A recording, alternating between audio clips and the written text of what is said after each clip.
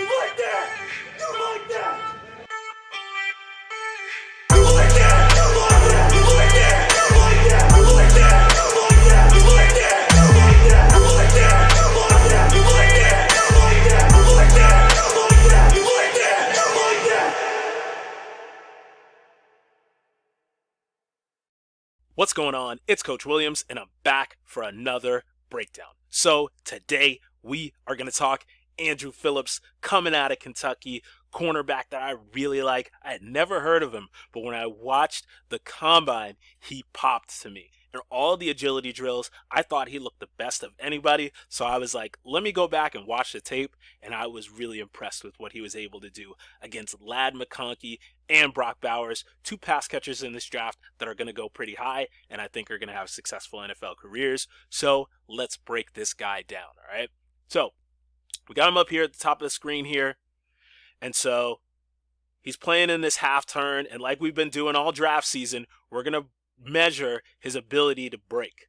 Okay, so 0.533, not super impressive, but he's doing this out of a half turn. So half turn, you're always going to be a little bit slower on these breaks because you're not square. So 0.533, not bad. And that's been in line with some of the other guys that we've measured. Okay, so this one, I really like this one. So this one's a little bit different here. We're not measuring necessarily the break on the route. We're measuring how quickly can he diagnose the play and see that the quarterback is preparing to throw and get downhill. 0.483, so less than half a second. Pretty impressive. Gets in here, takes on this block. And so, yes, there's a little bit of extra yardage gained, but we'll be able to see it from the tight, and we'll learn something a little bit about DB technique, okay? So it's really important when you're in these coverages here. Okay, so when you're in these coverages, especially any middle field open coverage, the corner is going to be the player that has the 21-man rule. What is the 21-man rule? There's 22 football players on a field, and the corners want to make sure in these coverages that there are 21 players to the field of them, right? So inside. You don't want to get caught inside of these blocks because that's going to create space here for the runner to be able to get the edge, and there's nobody there to stop him, nobody there to tackle him. So you're going to see these situations like this where corners are taking on these blocks, and if they stay outside, even if they do not make the tackle, this is technically sound. This is how the run fits are supposed to go, or how, you know, the pursuit alleys are supposed to go. So he does a good job of staying outside, keeping that outside half, and that allows the pursuit to get there. So that is not his thing, right? If extra yardage is gained, he is ensuring that somebody else is going to be able to make the tackle. So when you watch that on film and you see that from corners, you want to see that stuff. If you do disengage that block, you had better make that tackle, because if you don't, the defense is in big trouble. So good technique from him there. All right, so this one, we're measuring the speed turn here. Okay, again, he's in a half turn. And so this speed turn, you know, it's in line with the other ones that we've seen, but I feel like it's a little slow. And it's because, you know, he does something that I talk about when we talk about the speed turn. He uses his feet first to get the speed turn. The best guys at speed turning use their head first. Turn your head and the feet will naturally follow. So I've talked about this a lot on the channel. Watch Christian Gonzalez. He has an immaculate speed turn, and it's because he flips his head first, and then the feet and the hips and everything else will follow. It's just natural. So 0.533, not terrible. It's up there with some of the other guys, but it's not elite. But we will see another speed turn later that is a lot better. All right, press technique. I really love this. You guys know, stay square to the line of scrimmage. Don't open the gate. Don't open your hips too early. Does a good job of inching out and then attacking with the hands. Gets the hand on, and this guy is swiping and fighting, but he's doing a good job of harassing him down the field. And then, you know, I love this. Finish the rep in a dominant position on top of the receiver. That's what we want to see.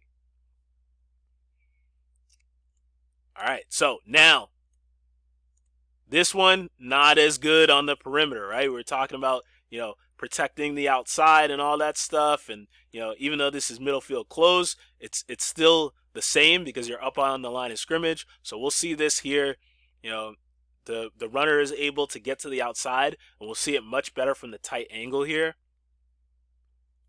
So what he does is he takes on the block head up. The other clip that we saw, he did a good job of taking on the outside half of the blocker, and then look at the pursuit out here. If he takes on the outside half of the blocker, especially, this is a tight end, Brock Bowers, it's going to be hard to be able to control that block, especially from this position. So you want to get to the outside and cut this thing off so that these two here can get in and be able to make the tackle. But he's unable to do it, and it ends up being a big play. So got to be more consistent in that area, but we know he's capable of doing it, especially when you're lined up against a tight end. Got to have that level of consistency because they will control you. Bigger, stronger man. So on this one, I love this rep right here. This is just awesome stuff. You know, the ability to be able to be in this half turn, but still sink your hips and make this break and stay on top of this receiver. Stay attached. Football comes. This is a beautiful technique. Opposite hand through. Knock the football down. But we've also got the tackle insurance here. Hand lightly placed on the hip. You don't want to turn him because you'll get a penalty. But hand lightly placed on the hip so that if you do miss that football and he catches it, that's the tackle insurance. You're able to make that tackle. It doesn't turn into a bigger play. But either way, he gets the PBU. Big play right there. And we'll be able to see it from the tight. So this is an extended play. Quarterback slides up in the pocket. He's all over it. Boom. Knocks that football away. That's beautiful technique. All right, so this one we're going to see that speed turn, and this speed turn is much faster, 0.3. So much faster speed turn, but you'll even notice on this one, he still is using the feet first and then the head going. So if he can work on that technique and he still is doing it this fast, I think that his speed turn can be much faster. So that's impressive. That's one of the best speed turns we've seen in draft season so far. So if he can get the technique down, he'll be able to speed turn even faster. All right, so on this one, he's playing catch technique here. Really good job of being patient. Receiver gives him a subtle jab to the inside and then comes back out, but he's patient, all over it, hands on. And then I love this, end the rep, hip to hip. Good job. So really good job here of playing it. He's got his hands on, but not too grabby. No penalty is thrown. Hip to hip. Great play. All right, so this one, blocker gets into him. McConkey gets into him. He disengages, gets off the block. And this is a really good job of getting lower than the runner. So he gets underneath his pads. Low man usually wins, but he doesn't run his feet. Okay, so we'll be able to see it better from the tight angle here, the end zone shot. So really good job. Disengage the block, get downhill, really low. But, you know, I always talk to my DBs about this. You've got to be able to bring your hips and then run your feet. Because this is not going to bring, like diving at the ball carrier's legs at the college level is not going to bring a guy down. And it's going to be even worse when you get to the NFL, right? So he's got to run his feet to make sure that he gets this guy down. But it's a really good job of fitting off the block, being physical at the point of attack, getting rid of the receiver. We just need to finish the play. So I know he's capable of doing it, and we'll see it a little bit later. But, you know, it just needs to be more consistent. So we got him out here on the outside, and I love this rep because this is a crack replace rep. So he's in man on this guy, and usually when this ends up happening, you have to replace. So he's going to crack down on him, and you're going to want to replace on the outside. But this is a good job of not being just like, you know, a football nerd and being like, okay, well, coach told me that crack replace works this way, so I need to fit outside. He has an understanding that there's a massive gap here. So if he goes outside, well, now that gap is not going to be filled. So he gets in here and tries to make a play on it, is unable to make the tackle, but that just shows me that he has a football IQ that goes beyond just like the simple X's and O's and this is my job and this is my responsibility. Tries to get in there and make a play, doesn't make it, but that shows to me, and we'll see a couple other plays, that he really just understands football. So you can see this. He sees that this gap is being created, and he tries to get in there and make the tackle, unable to do it. Gets a little bullied by this offensive lineman here.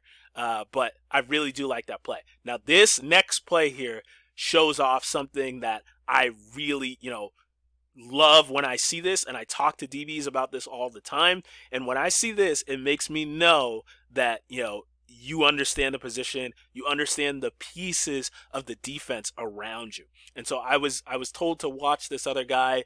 I think his name is Chris Abrams Drain. And when I was watching his film, he didn't do this. And it made me be like, yeah, this guy doesn't understand. He understands how to play corner, but he doesn't understand the whole structure of the defense. So when I see stuff like this, I really, really like it. So he's in man coverage on this guy, and he's got to go across the formation with him, okay? So very important, when you go across the formation, you got to go over the linebackers. Very important to go over the linebackers, and he even goes over the safety here. Now, why is it important to do this? Why is it important to go over the top here? So we always talk about pick routes and stuff like that. Well, you can pick linebackers too in the run game.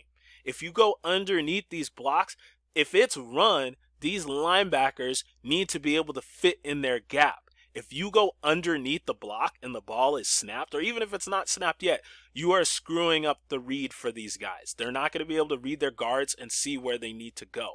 So if you go underneath the block, if you go underneath the linebackers, you are going to pick yourself. You're going to pick these guys, and they're not going to be able to make their reads. So understanding that you have to go over the top of every motion, and then even going over the top of the safety, that shows me that you've got a football IQ. And if you watch film on guys, there are a lot of guys that don't know that and don't understand that, and it screws stuff up. So he gets that, he understands that. And then the other piece too is, if the ball comes out here, it's one-on-one in the flat. So even if you're not undercutting it and going underneath, yeah, you want to try to get there as quickly as possible.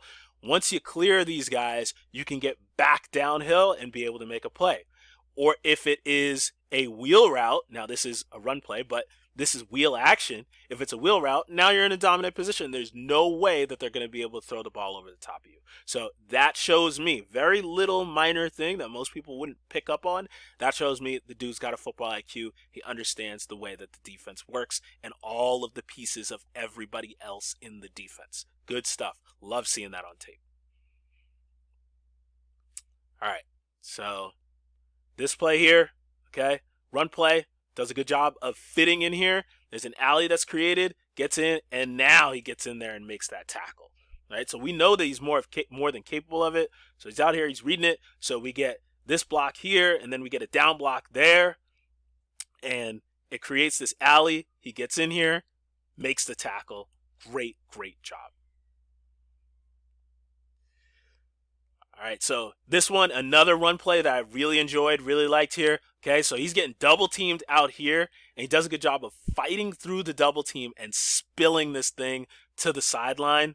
Really good job. This is tough. You're going to be able to see it from this angle. This is tough. You got two guys coming at you here, but he fights through it, and even though he doesn't make the tackle, what did we talk about before? Stringing it out to your teammates.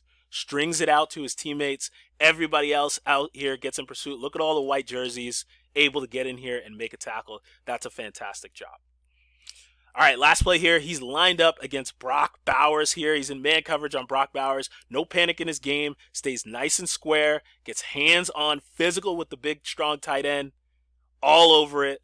On the break, on the body, right there.